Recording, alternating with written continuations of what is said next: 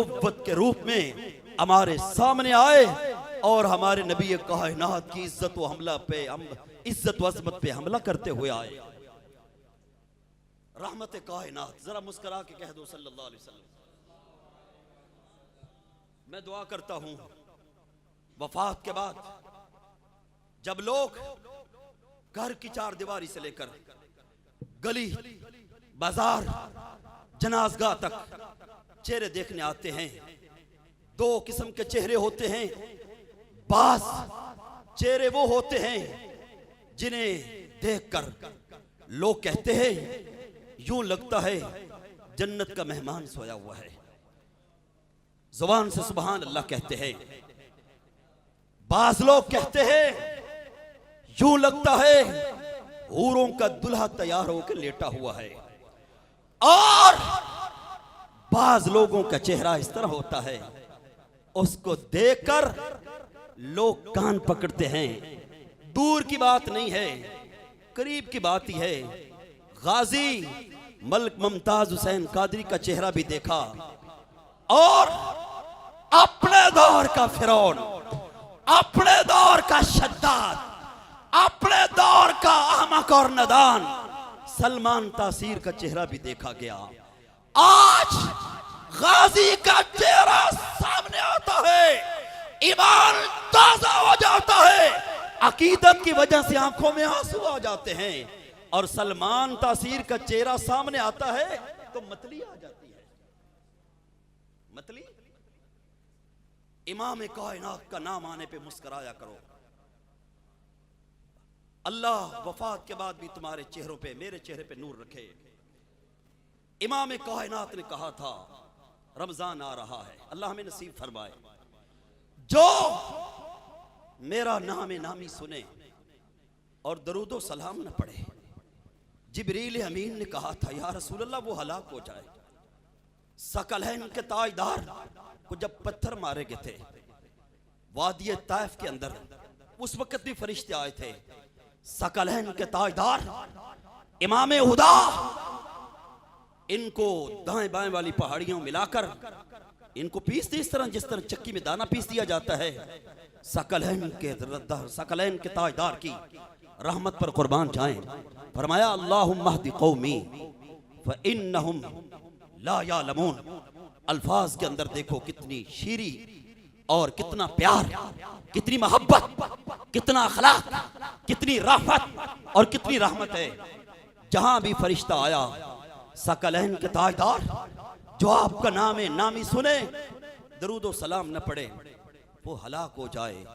ثقلین کے تاجدار نے سکوت نہیں اختیار فرمایا، فرمایا آمین.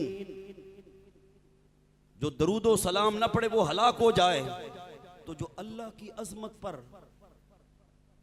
اللہ کی توحید پر، امام کائنات کی عظمت، رفعت، ختم نبوت و خصوصیت و وقار و شان و شوکت و رفعت و بلندی سربلندی پر جو اتنا بڑا حملہ دیکھے اور پھر کام نہ کرے، پھر خود ہی فیصلہ کر لو اس کا انجام کیا ہوگا.